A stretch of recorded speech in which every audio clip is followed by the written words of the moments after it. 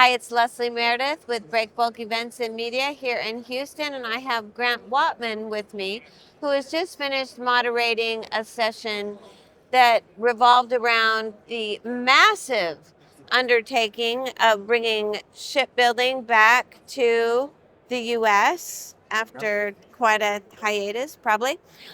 So give us a real world view of that, Grant. What from your perspective, what are we really looking at? One, the issue overall is complex and deeper than what is just written there. But the way I would view it is it's a vision that's been laid down by the present administration on where we can go. What do we need in vessels? How do we get there? So there is a wish list of what we need to Okay. do, a wish list as well of how do we fund it. And what tell us our goal first. Our goal is to rebuild the American fleet. Right now, by the stated number today is 250 within 10 years. The U.S. used to have thousands of them. The U.S. used to be a major ocean carrier and have vessels out there. We outsourced that and kind of went to other directions as a country. So I believe the way I'm taking it now, there's a mandate laid down by the president, and that says we are going to be back as a nation. We need it for our security. We need it for commercial trade. We need it for negotiating and strength with working with other nations. Right. So what needs to happen to get from A to Z there? Right now, the government has to. I'll just rulemaking. There's a number of things the governments have to do to allow this to even happen. But I believe, on the other hand, they've set a message to the world and to the U.S. industries and manufacturers, vessel owners, and other countries that this is where the U.S. is going.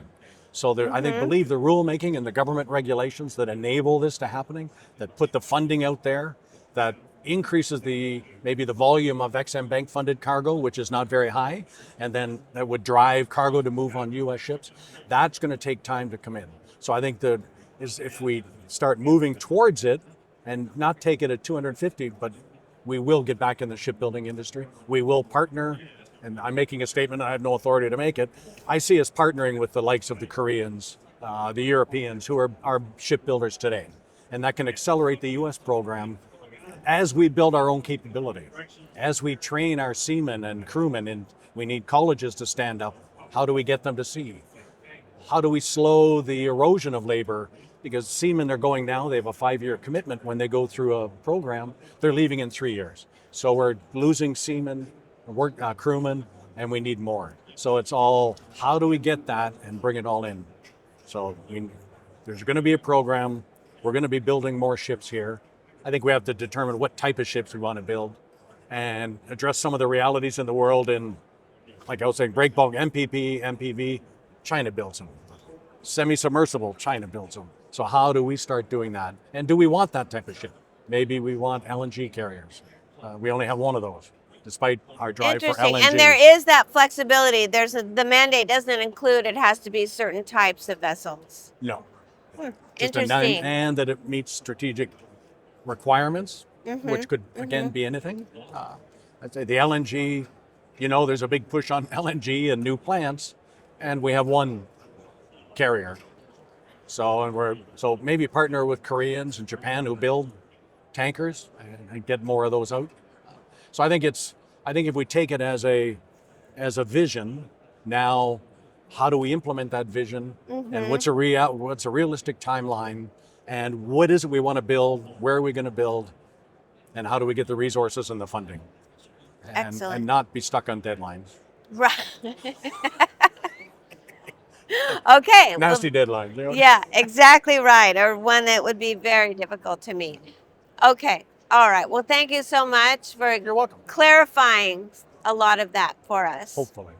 And giving people realistic expectations. And I will mention there is there's